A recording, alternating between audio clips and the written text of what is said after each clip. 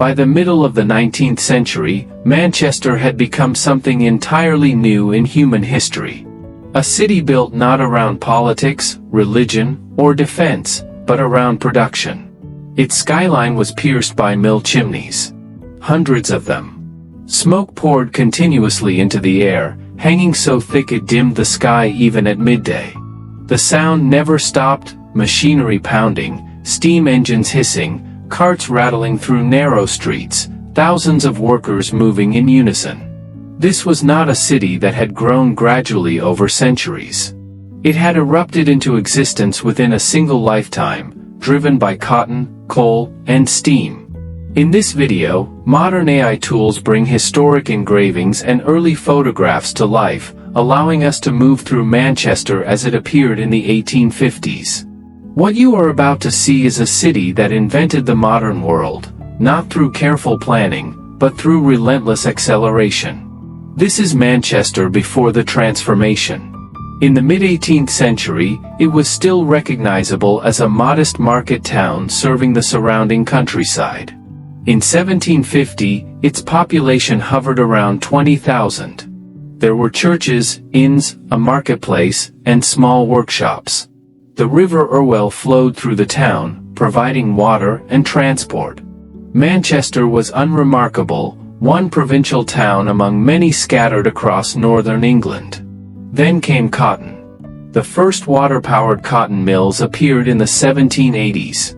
Within decades, they multiplied across the town and its outskirts. Steam engines soon replaced water wheels, freeing factories from rivers and allowing them to be built anywhere coal could be delivered. Population growth followed at a staggering pace, 50,000 by 1800, more than 300,000 by 1850. This was not organic growth. It was acceleration. Streets were laid out hastily, often without planning. Housing rose quickly to meet immediate demand, not long-term need. The city expanded faster than its infrastructure could support, creating crushing density, congestion, and pressure at every level.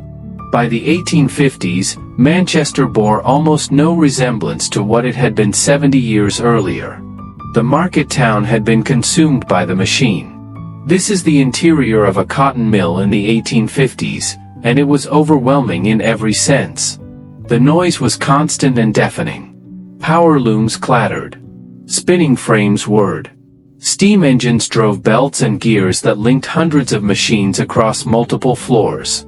Conversation was impossible. Workers communicated through gestures, learning to read the rhythm of the machines by sound alone. The air was thick with cotton dust. It coated floors, walls, clothing, and lungs. Ventilation was poor. Windows were kept closed to maintain humidity, which prevented threads from snapping but made the atmosphere suffocating. Machines dictated the pace of work. Operatives tended multiple looms at once, moving quickly to repair broken threads, replace bobbins, and keep production flowing. A moment's distraction could mean injury. Fingers caught in gears. Hands crushed by moving parts.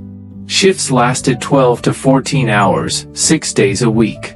Breaks were brief and regulated. The factory bell controlled everything: when you arrived, when you ate, when you left. Human labor had been subordinated to the rhythm of the machine. And the machine did not stop. This was the engine room of the Industrial Revolution. Everything else in Manchester, housing, pollution, wealth, and global trade, radiated outward from these mills. These are the streets where Manchester's mill workers lived, and the density was extreme. Housing was built quickly and cheaply, rows of back-to-back terraces with almost no space between them. Families crowded into single rooms. Multiple households shared courtyards, privies, and water pumps. Privacy was impossible. Disease spread easily. The population included large numbers of Irish immigrants, many fleeing the famine of the 1840s. By 1851, more than 13% of Manchester's residents were Irish-born. They lived in the worst districts: Little Ireland, Angel Meadow, where rents were lowest and conditions most severe.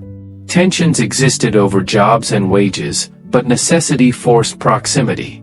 Children worked alongside adults in the mills.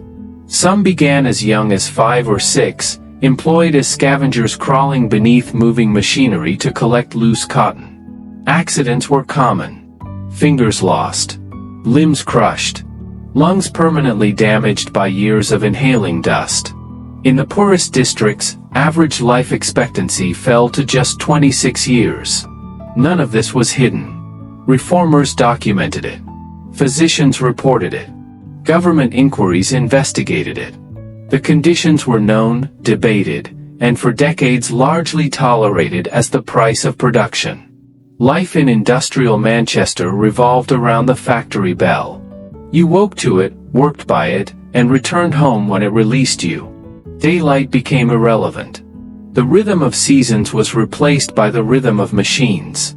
This was the first time in history that millions of people lived this way. Manchester's atmosphere in the 1850s was inescapable. Smoke poured from hundreds of chimneys, mixing with coal fires from homes and workshops. The air was thick and gray, often difficult to breathe. Buildings were coated in soot within months. The River Irwell ran black with dyes and chemical waste from textile processing. Pollution was not a side effect, it was evidence of output. A smoking chimney meant a mill was operating. A darkened sky meant production was high. Soot-covered buildings signaled industrial success. The city's ugliness was inseparable from its function. Visitors remarked on it constantly. Some were horrified. Others were awed. But no one denied what they were seeing, a city that had sacrificed beauty, health, and comfort in pursuit of production. Standing on a bridge over the Irwell, watching mills stretch into the distance, you would have seen the future. It was not clean. It was not quiet. But it was undeniably powerful. This is the Rochdale Canal and the railway lines converging on Manchester, revealing how the city functioned as a node in a global system. Raw cotton arrived from across the world, primarily from the American South.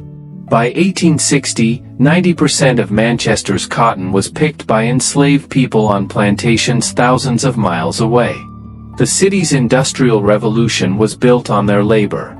This was not hidden. It was how the system worked. Cotton bales moved through Liverpool, then into Manchester by canal and, increasingly, by railway. The Liverpool and Manchester Railway, opened in 1830, revolutionized transport. Journeys that once took days by canal now took hours. Speed mattered. Faster transport meant faster production, faster delivery, faster profit. Finished goods, cloth, thread, garments, left Manchester just as quickly, shipped to markets across Europe, Asia, and the Americas. The city did not consume what it produced. It exported almost everything, feeding global demand for cheap textiles. By the 1850s, canals were already declining. Railways were faster, more reliable, and capable of moving far greater volumes. The Bridgewater Canal, once a symbol of industrial innovation, was being overtaken by the forces it had helped unleash. Manchester was not self-contained. It was a processing center, raw materials flowing in, finished goods flowing out, wealth dependent on maintaining that flow. Observers reacted to Manchester with mixed emotions. Friedrich Engels arrived in the 1840s and documented what he saw in the condition of the working class in England. He described stark class segregation, wealthy merchants in leafy suburbs, workers confined to slums. His observations were largely accurate, though later research shows a more complex reality, with some professionals living alongside workers, their lives rarely intersecting. Social reformers were horrified. Physicians reported disease and mortality. Government inquiries gathered testimony. Gradual reforms followed, factory acts limiting child labor, public health measures, early housing regulations. But others saw Manchester differently. They saw innovation, wealth, progress. They saw a city that had solved mass production, harnessed steam power, and organized labor at an unprecedented scale. They saw the future, and they wanted to copy it. Manchester was not universally condemned. It was studied, debated, and replicated. Standing inside the Free Trade Hall, built in the 1850s on the site of the Peterloo Massacre, that tension was unmistakable. The hall celebrated free trade and industrial capitalism. The ground beneath it remembered state violence against workers demanding political reform. Both were inseparable parts of Manchester's story. Manchester's influence spread rapidly. Other cities studied its model, how to organize factories, house workers, and connect production to global markets. Industrial centers emerged across Britain, Europe, and North America, following patterns established here. The cotton mill became a template. The factory town became a template. So did the consequences. By the 1850s, Manchester was no longer an experiment. It was a system. And that system was replicating itself across the industrializing world. This is Manchester in the 1850s. Smoke drifting across the skyline. Workers leaving the mills at the end of another long shift. The city continuing, relentlessly, as it always did.